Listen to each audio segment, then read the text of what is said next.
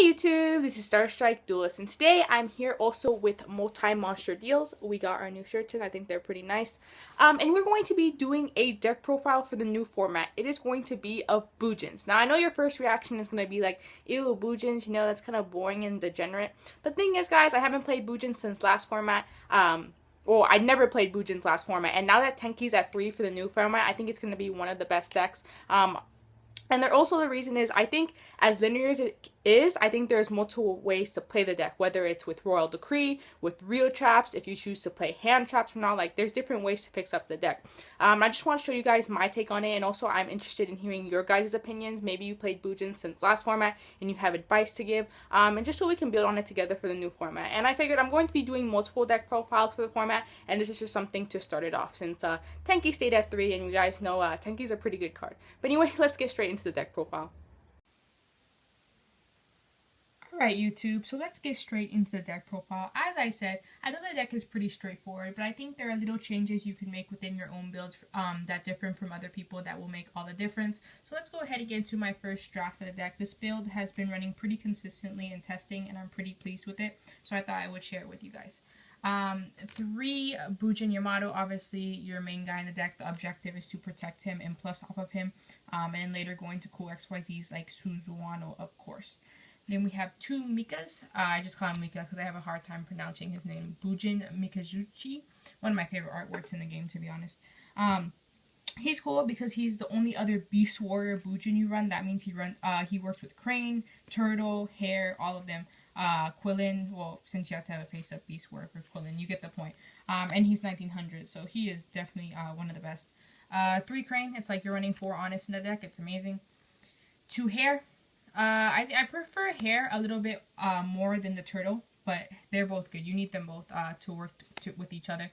The reason why I don't run anything like Centipede or the other ones is because I feel like I want to keep the deck as basic and consistent as possible, because although the deck runs things like dualities, Tenkis, and everything, the deck can still be inconsistent, of course, since you need your Yamato basically to do any of your plays. So that's why you want to keep it simple.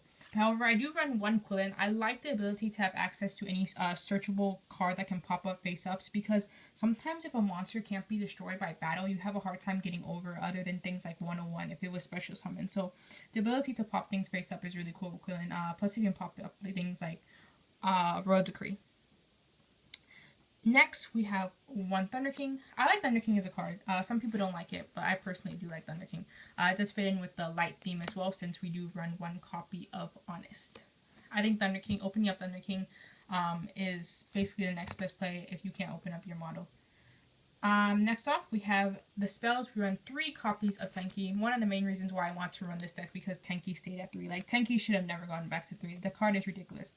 Then we run 3 copies of Duality. Other than, of course, your Carnation plays and your Susanoo plays, you don't really special summon a lot. So there's no reason why you shouldn't run 3 Duality. I guess you could cut it down to 2 if you really wanted to, but honestly, I do recommend 3.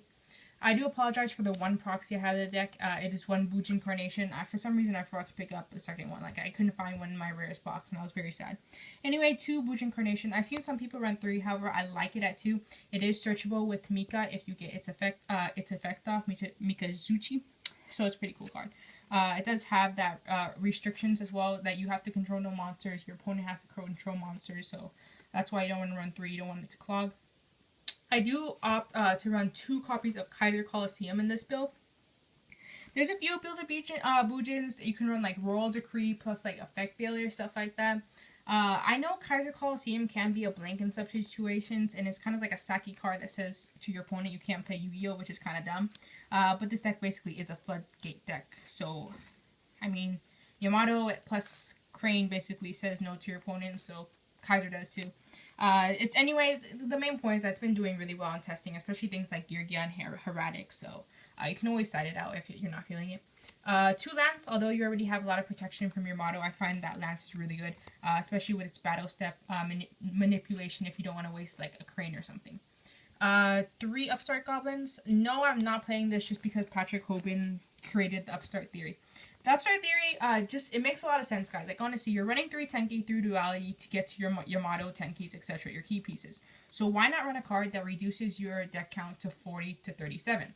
Now, I know it does have to pay the cost of giving 1,000 life points. But honestly, if you have control with like Yamato, Crane, and like maybe some back row, or just even Yamato, like it's just amazing. Like the 1,000 points you pay won't even matter, or you give, not pay. 3 MST and 1 Dark Hole. Dark Hole is not always my favorite card in the main deck. However, I think in a deck like Bujin's where you have hard time getting over like a swarm of monsters, Dark Hole is pretty much a good idea. Moving on to the traps. I wish the trap count was a little bit bigger. However, I don't really have space right now. 3 Phoenix Chain. I like 3 Phoenix Chain because I feel like it's one of the best traps. Honestly, going to against decks like Heretics, Geargia, even Fire Fist, the Mirror Match. Phoenix Chain is a really good card, especially Geargia being one of the biggest decks. I don't really like things like Deep Prison and stuff because if they get their effects off and start blessing, then sometimes Deep Prison isn't always the best thing. However, I was playing with Deep Prisons and I did like it, so maybe if I could find the space, I would put those back in. Then one of each of the staple traps. Bottomless, Torrential, and Warning. I know a lot of people will be like, well, your objective is to protect Yamato, why would you play Torrential? Well, it's the same theory as in Dino Rabbit. You're not going to just Torrential when you have a board, you're going to Torrential when you need it. Going on to the extra deck, here's the tokens. Ugly tokens over here that Juan makes me play. Moving on, 2 of my favorite cards in the extra deck, Bujin, Suzano. The ability, its first effect is amazing, of course, to be able to attack each of your opponent's monsters one time. But the ability to search either a Bujin monster or page it to your grave is just, it's magnificent. Like, I love this card. If you feel like you're not going to a Yamato advantage game, then you just want to set up for this guy as quickly as possible. 1 Kajisuchi, you already guys know from my other videos, I love that card. One of these guys, just for options, you guys know, as you will see throughout the extra deck, just basically a lot of level 4, ring 4 options. 1 Tiger King, 1 Omega, and following Omega is also an M7. Like, you actually go into this, it's a really good go into card. Like, you'll be surprised. It happens more than you think it will. 1 Paladamio, Star Liege card, because it happens. 101, one of the best Exceeds in the game. Same thing with Exciton. Abyss Dweller, Crazy Box for Skill Drain, because Skill Drain's becoming a thing apparently. Cowboy, Diamond Direwolf, and Maestroke. And yep, guys, that is all for the deck. I'm not going to do a side deck because it's just the beginning of the format. So it's kind of irrelevant to do a side deck. However, I do want to side things, probably like Black Horn of Heaven because of Geargia, of course. False Hyenas are also good in a control deck like this that doesn't show summon. Just things like that, you know, Maxis, Veilers. I kind of want to do main filler, to be honest, but I gotta find the space. I don't really think it's needed right now in this build, but yeah, go ahead and try out this build, guys. It's been pretty consistent. As I said, change it up however you want. You can run, like, take out Kaisers, you can run Decree, you can run Veilers, you can run more Traps, whatever you feel like. Anyway, guys, one thing I need to say is that YCS Las Vegas is coming up. However, I will not be attending because I will be out of state. Actually, I'm going to New York and Canada, if any of you guys care. So I will not be at YCS Las Vegas. However, keep up with us on the Multi-Monster Deals on Facebook and Twitter. I will be posting updates for that, from that, and that'll be pretty exciting. And also, we reached 1,000 likes on our Facebook, so we will be doing a raffle of a free booster box. Thank you guys for supporting that. It means a lot to me.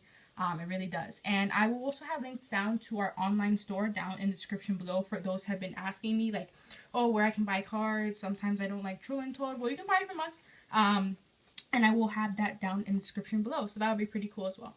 Anyway, guys, I hope you have a nice day. As I said, look forward to news on all our social networking websites, including my personal ones. And I will see you later, YouTube.